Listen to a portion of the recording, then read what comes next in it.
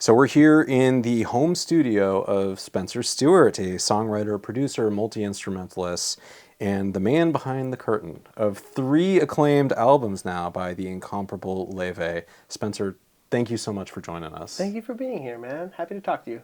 So the new Levey album, A Matter of Time, drops August 22nd, and our listeners can now hear it in full. But we're chatting in mid-July. Still a little over a month away to album drop time. And it's a unique time in the album cycle, right? Like, I imagine that the album's been in the can for a while now. It's been done for a minute, yeah. So what's it like to be in this kind of in-between stage, waiting for it to drop? Yeah. I mean, I think on one hand, I'm hearing it for the first time with everyone who's hearing it, and you really do feel like not until a song's out can you really hear it clearly yourself, you know? So I'm just enjoying it with everyone else, and then on the other hand, I know that they're just seeing a part of the picture, and I'm like, just you wait until what else we have in store for you. You know what I mean? Like there's going to be some surprises. I'm excited for people to hear the rest of it. Do you have something planned for release day? Just like, personally, like a celebration of some kind? Yeah, I mean, probably the same as every day. Wake up at 6 and change my 1-year-old's diaper and make them breakfast. And it's very humbling being a parent. Yeah, my celebrations will have to be humble like that. Yeah. How does your daughter feel about what she's heard so far? Okay, so that's actually a really good question. My 3-year-old, we can't listen to anything but Tough Luck in the car, which is one of the singles that's been released.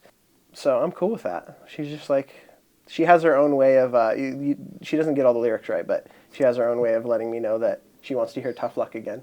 So that's nice. She's proud of Dad. Yeah, absolutely. No, I love it. And I mean, again, it's like hearing it through her ears, it feels new to me. You know what I mean? So I'm excited to experience it with everyone else. Let's go back in time for a little, before you even knew Levey. Can you talk about your training as a musician at Berklee? What was your goal back then as a creator, and how closely would you say that it aligns to what you're doing today? Okay. Well, I was just a bass player then, so I was I'll go back further. So the way I got into music was I met a kid who played guitar, and I was like, this is the coolest thing in the world. Like, how is that? You are a god. You can play like, what is that? I believe in a thing called love. Oh, The Darkness? That was the time. Okay, he could like play the guitar solo on that.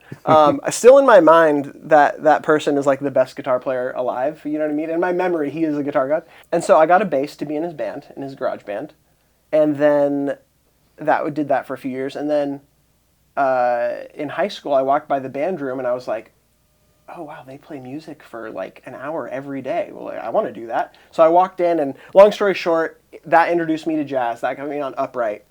And then 3 years later, I go to Berklee, and so now we're up to speed on your question. So basically, I arrived at Berklee as just a bassist, obsessed with jazz, specifically like instrumental combo jazz, improvised, and by the time you're exposed to so much at Berklee, like from different students and from teachers, and so by the time I got to the end of Berklee, I was like, I started seeing beyond just being a bass player and wanting to like get interested in songwriting and composition. And Berklee started as just a bass player and ended as like, oh man, like maybe I want to make music in a broader sense. So that kind of led me to now. So when you were at Berklee, were you collaborating with others on songwriting, production stuff? Like, were you working on putting together the kinds of music that you're now used to writing today? Yeah, I mean, so it started out as just like playing in jazz clubs and playing standards, like jazz standards, right?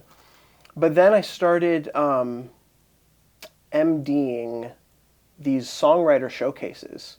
And that was really my first time like using the producer muscle, where I was, I'm the bass player in the band, but I'm like, okay, it's my job as an MD to be like, okay, well, drummer, you lay out here, or you play this pattern here, and, keyboard come in only for the chorus. And I wasn't thinking of it as a producer, but I think looking back, that was the first time where I was using the same like thought processes that I use as a producer today. And that stuff like really shaped my path and I had a lot of teachers that were like, no, like you need to just be a jazz musician. But it was too late, man. I was like, okay, there's a lot of other ways of making music and a lot of different types of music. And there's a lot of, I mean, Berklee's cool because it's not just a jazz school and it's not just a classical school. There are a lot of kids who go there as folk musicians or, you know, all these, you know, so they're, or kids who are interested in pop music. And so, yeah. How would you say that your jazz training has impacted the way that you write and produce songs today? So I would say that there's a few things that jazz emphasizes that has really stuck with me. Like, I think there's an expectation that you're going to practice every day as a jazz musician, and that's really stuck with me. I think I just got used to that. Like, you're not you're not good enough. Like, you gotta always be working on your musical ability, and that's stuck with me. And I think that's helped me, you know, continue to build skills in different areas and different genres of music. And so that's one thing, just like the ethos of the practice culture. Another thing I would say about jazz is that's helped a lot with making other kinds of music is, you know, when you learn, you're expected to learn all these tunes, all these jazz standards, right? And so you start to have this like database of chords and in your head and just like a general knowledge of harmony that has made it easier for me to hop into different genres and you know, I mean, I think a lot of genres grew out of jazz. So if you're studying the root thing, then you're going to have a little bit like there's reference points to get you into these other genres, but there's that, and then there's the improvisation thing is interesting because obviously that was a big part of what I was doing specifically in like these small group instrumental jazz combos. Everything's improvised. Everything's like you're interacting with the other musicians. So that being instilled in me has affected the process in terms of like when you're producing a song, you can hit record and just start improvising, but it's recorded, so it becomes the composition all of a sudden, you know? Sure. And, you know, if you take that and you put it in the next section as well, then suddenly it's composition. So you kind of improvise into the computer and then it crystallizes and it develops and, yeah. You know, it strikes me like whenever I'm listening to a pop record that just to my ears sounds sophisticated, it's usually because it has interesting harmonies, you know? Sure. Which is very much part of the jazz language, right? And I guess classical as well. But the few tracks from the new album that I've heard, it's just like loaded with these tall harmonies, you know? Yeah. Yeah. I mean, I think musical interest can come from a lot of different places. I think harmony is one of them. I think my caveat with like jazz making it easier to learn other music is like it gives you a tool set, but also you have to treat every music that you're dealing with like the respect it deserves. And I think that there was a mindset that I got from a few teachers and maybe just in the culture generally where it's like all pop music and all these other types of music are easy compared to jazz. And so if you just master jazz, like I haven't found that to be the case at all. I think you have to like, you know, every genre has its own depth and like, you know, language that you have to approach on its own. But yeah, my jazz training has helped me quickly adapt and I think also quickly come up with chord progressions and melodies, and because it's just part of the skill set that you're expected to have as a jazz musician. I think for a long time, like it was R&B that had a kind of they cornered the cool chord market. Yes. You know what I mean? Like gospel too. Yeah, sure. Like if you hear a chord with some extra notes in it, you might have an R&B connotation to it.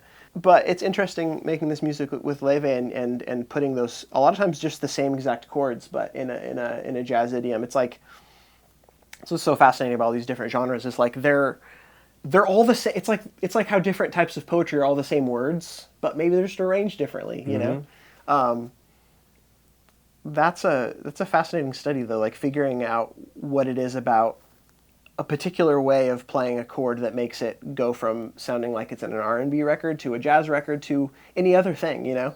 So let's talk about how you first met Levey. So like set the scene for us. You're at Berklee, right? No. We went to Berklee like 10 years apart. Oh, wow. Yeah. I graduated in 2013, and I met her, like 4 years ago at this point. And she had just graduated. It was like, I think she finished during COVID, which must have been crazy. But my manager met her manager, and not necessarily specifically about her, but they were just kind of catching up, and Levey was brought up. I think they had just started working with Levey, and I think jazz was mentioned, and my manager was like, well, he went to jazz school and he loves jazz, and it was like, oh, this could be perfect. And I think she and I kind of went into it without any expectations, but it was very clear within like the first 30 minutes that at the very least she should come back for a second session, you know? It was just like, she sat down, I had like a book of Ravel piano music here, and she just sat down and started sight reading it, and I was like, okay, this is different than the normal everyday session, you know? I was very impressed, and I played her some stuff, and I think she was like, oh, I remember her saying, like, I think you understand what I'm trying to do. Wow. It was effortless in the beginning. It's been effortless for the past 3 years. Like, you know, we've made 3 records together now, and it's been so fun, man. It's been so fun. So talk a little bit about that growth, because, I mean, this all emerges out of this single session where you clearly vibed. Yeah. What has it been like sort of watching the partnership and watching her career flower, like really because of your collaboration? It's been amazing. I've been very proud of it. Her manager called me when From the Start became a hit song, basically. And he's like, how does it feel to have a hit? Which is such a funny question. I remember feeling like, I'm so proud of it. You know, and it was like the first song that I was a part of that did really well.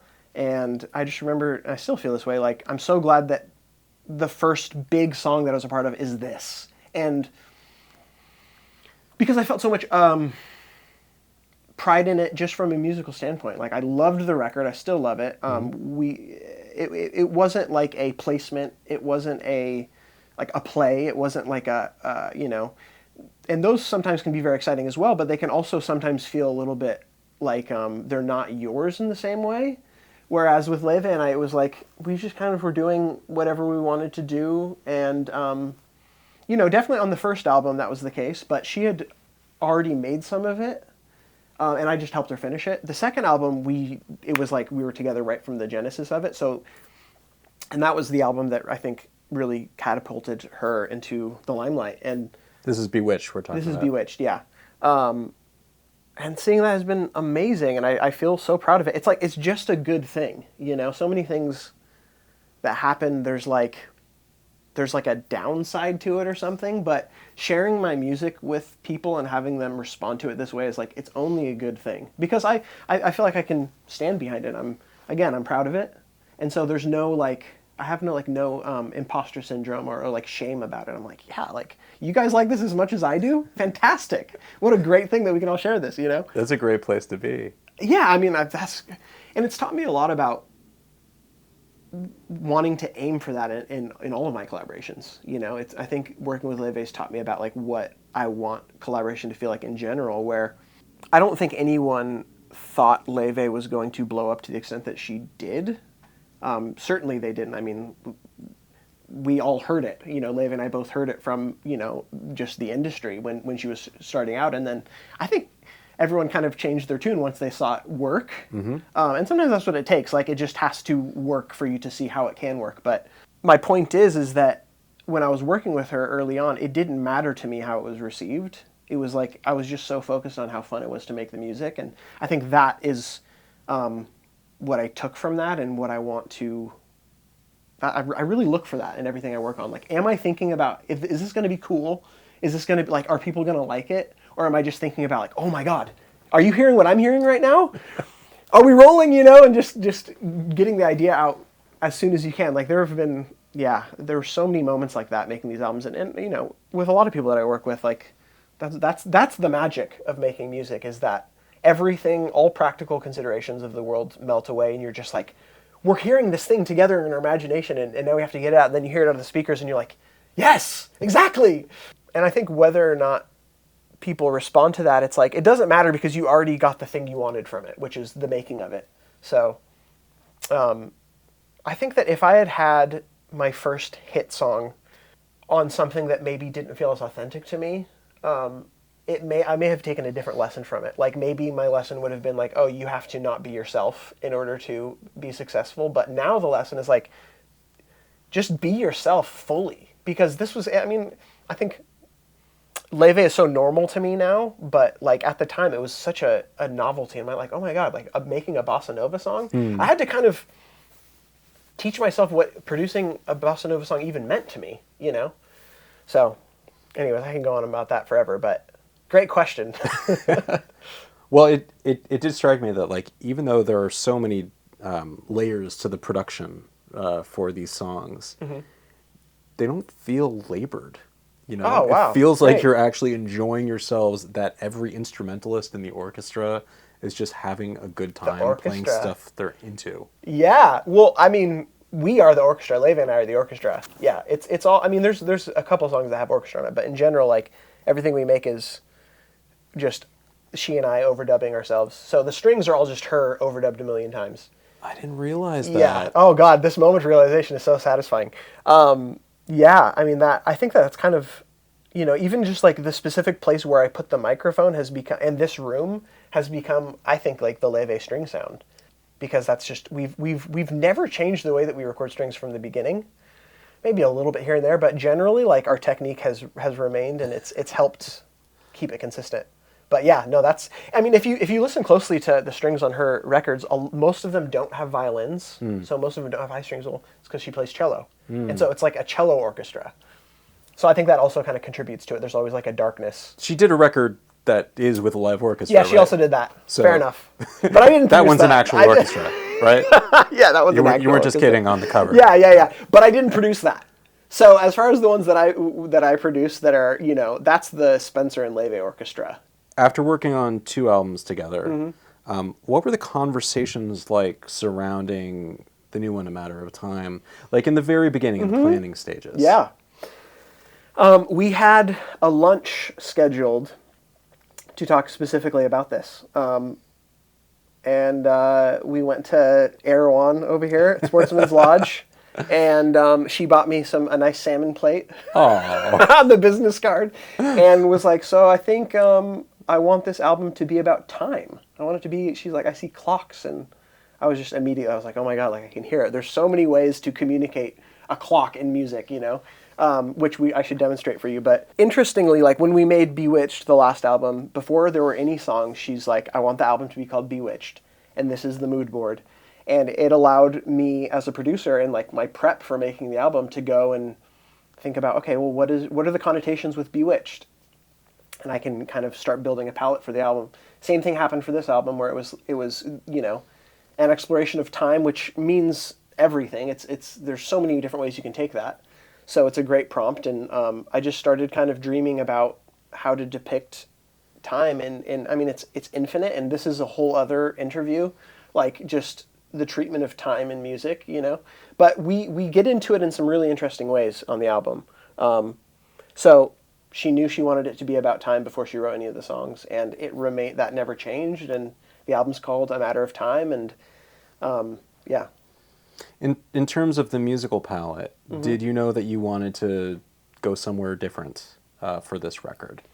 I think we knew that in theory, but there was an anxiety and a fear that we wouldn't find it, and we would, because, you know, it's like the danger of self-imitation, you know. I think we were afraid of that, and it's also not natural to completely depart from the way that you are musically. So I think we were a little worried about that. But the first session we had for the album, that completely dissolved, because we made a song that was like the most amazing thing ever, and it pushed. It was Sabotage, which I can say now since it's out. It's the first song we made for the album, and I think we both looked at each other and were like, okay, like we're going to be fine. Like we're going to be able to push ourselves and not just repeat. And I think sometimes, like, I think in music in general, you never know whether or not it's there until you sit down and it comes out. And then the second you hear one thing, you're like, okay, now I can see the entire picture, you know? So I think we really just needed to make that one song, and that quelled a lot of our anxiety. And I didn't see her again for a few months. She went on tour and she came back, and I was like, do you still like Sabotage? And she's like, are you kidding me? Like, it's been my lifeline to even having faith that we could make an album. So I was happy to hear that. So it's interesting that I will point out this parallel. Levey has a tendency to start at the end, right? So both albums, she started with the title before having any songs. She writes songs from like a word or a title that is usually the end of a chorus and then writes backwards. Interesting. And then also the first song we wrote for this album ended up being the last song on the album. So I think that that's important because you create the frame and then you can say, okay, now I understand where this world's going, so now I can kind of logically fill in the steps towards that.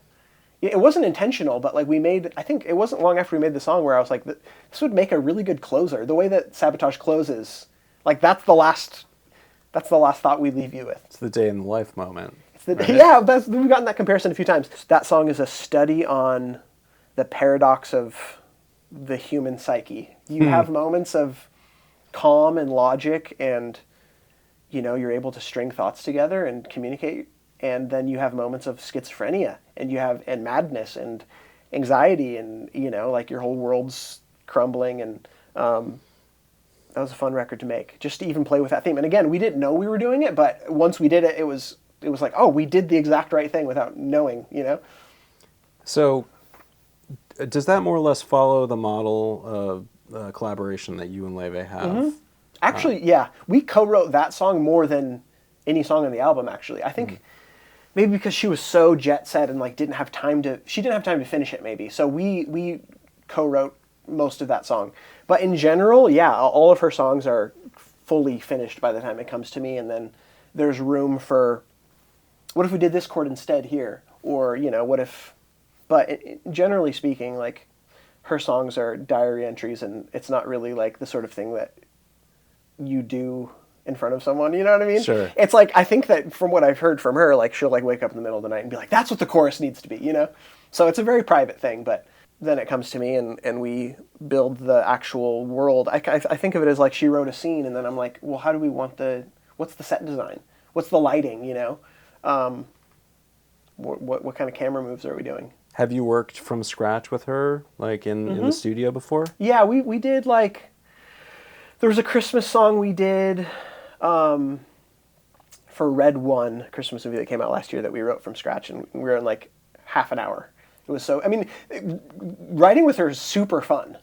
You know, it's funny, like we work so well together just on the production, and then like we even write well together. It's a little weird, but yeah, I think we've had a chance to co-write a few times, and it's just as good as producing together, man.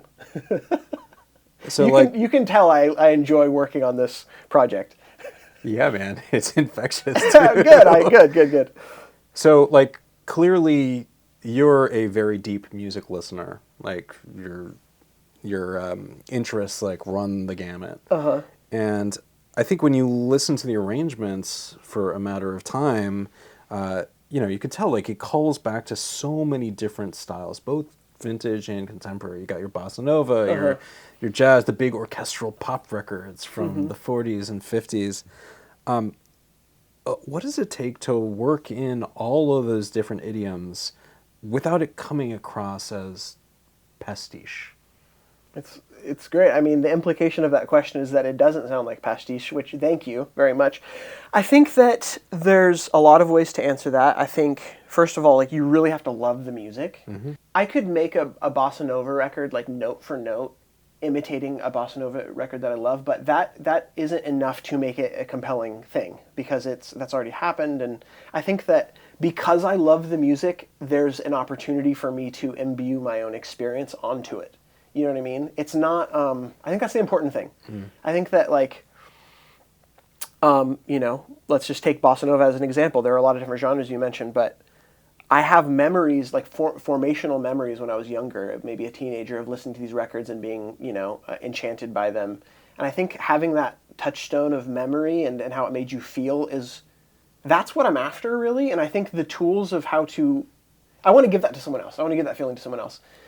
However, the way that I do that isn't just recreating the record, it's kind of recreating the way it made me feel, and I'm more likely to use the same vernacular of those records, the same, like, this, maybe I'll use some of the same instruments, but there's also ways that you depart because I'm living in a different time now, but it's really not that conscious. I think it's like we both sense a feeling that we want to convey, and the tools and the words and the kind of musical language just kind of happens when you sit down. But I think, a lot of her music is a hybrid, it like Lover Girl, for example, has some very 20th century classical inspired moments in there. And so I think we're blending together all of our memories and feelings into one soup.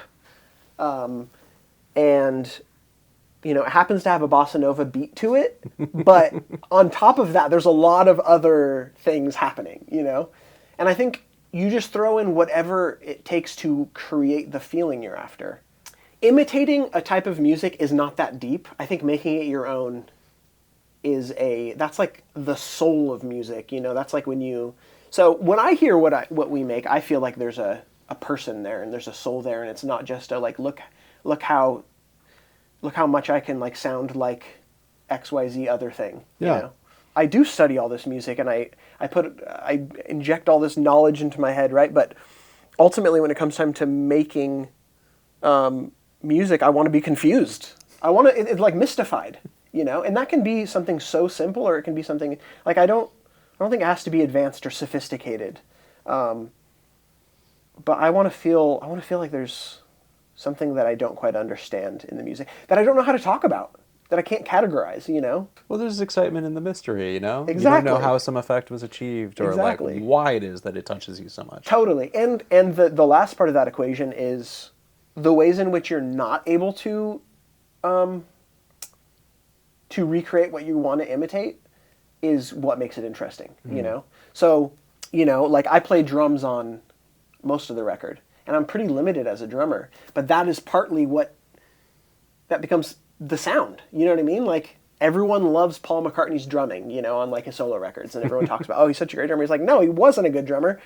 That's why it's so good. That's the point. Is because he had to simplify it, and it kind of forced him to get straight to what his intention was, So I think that Levey and I both have a certain degree of musical proficiency, but we are not interested in showing that at all for its own sake. We're really interested in telling stories and keeping the lyric sacred, and it's storytelling, and whether that's a single note or that's like some fancy chord with 5 notes in it, it doesn't matter, it has to be justified by the story.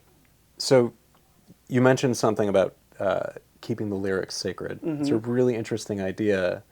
Talk about how that works from a producer's standpoint. Are you listening to her inflection of a certain word and thinking, how can we sort of like support that or emphasize that? Does it go on that micro level? I think most of that's subconscious. I think you just get an impression. I mean, my process with her is the first time I hear it, it's her performing it for me on a piano or a guitar, like sitting where you're sitting, And that's a really cool way to hear a song for the first time. There's like a vitality to it's like I'm an audience of one, And I just close my eyes and listen to her, and then if I don't hear anything on the first line, can you please play that for me again? And then little by little, I'm like, oh, I'm hearing things, You start to hear the production in your head.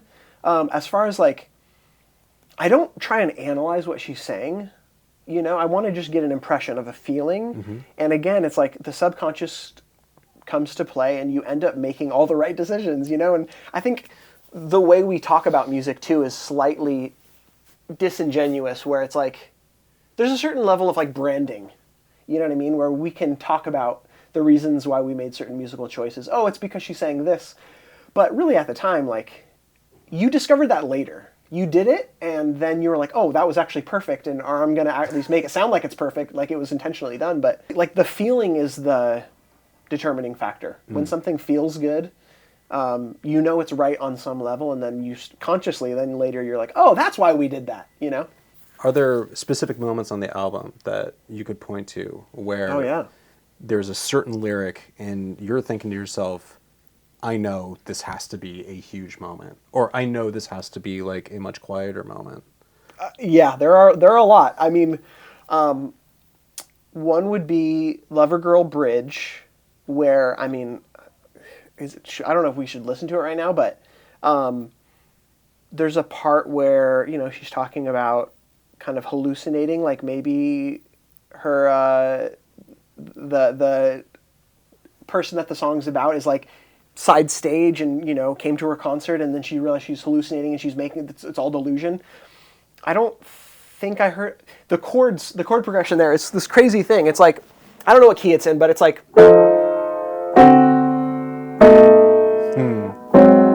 and then it lands back where it started, right?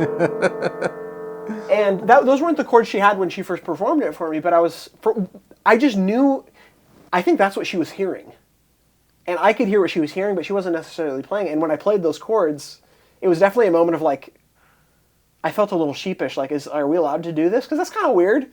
And she was like, yes, that's what I'm hearing. Like, that's what I meant anyways. Just hearing the chords in isolation, it almost sounds like something you'd hear in an animated cartoon. There you go. You know? It's like film score-ish. It's like it's certainly like unsettling. And then the stuff that's happening on top of that is even more so. And that was a moment of you know, we use the term text painting a lot when we're working, you know, like, and that goes back to our first collaborations, like, you know, a little musical flourish on a certain word, you know, maybe she says heartbreak and this thing happens. So I guess there are conscious moments like that, but there's that to kind of depict the like, and also it's descending, so it's like you feel like you're falling in this like, I think of like the vertigo spiral. Sure. You know, and it's like you're losing your mind, and then it lands back at the chorus, and you're like, all of that tension has dissipated. And then another one would be Sabotage at the end, where it is just the ultimate depiction of like losing your mind. I mean, it's just, we pulled out all the stops. Yeah, those are like my favorite moments as a producer, is the kind of like, it's almost like film scoring, you know, like if the lyric is the scene, you know, what is the film score for it?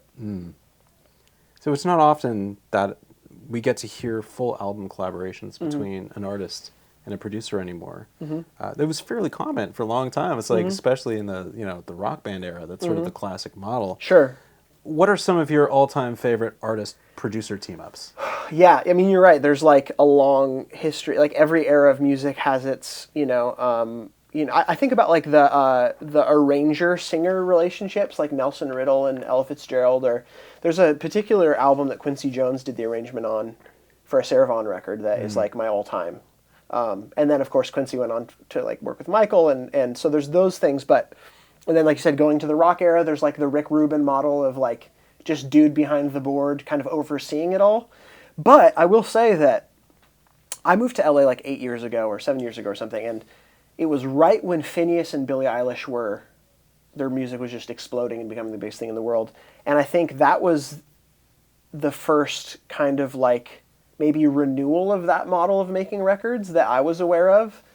And I think that started it. And then Dan Nigro and Olivia Rodrigo was like, okay, now like this is really a thing that we can do. So you're right. I think it's diminished, but I think it's either coming back or it's certainly a model that people are familiar with now. I think mostly because of them. And I remember at the time I was working on a Role Model album where I think there was a little bit of a, like, really, you want to make it just with Spencer? Like, and I think that even just having that as a model, like Dan Nigro and Olivia Rodrigo, was like helpful to the label to even understand, like, no, like you can make music this way, you know? It's great for me because that's my favorite way of making music, and I love overseeing an entire project. And, you know, you have an opportunity to kind of like create something that's long form rather than like saying everything you want to say in one song. You can build a whole world if you're, you know, if it goes well, you know.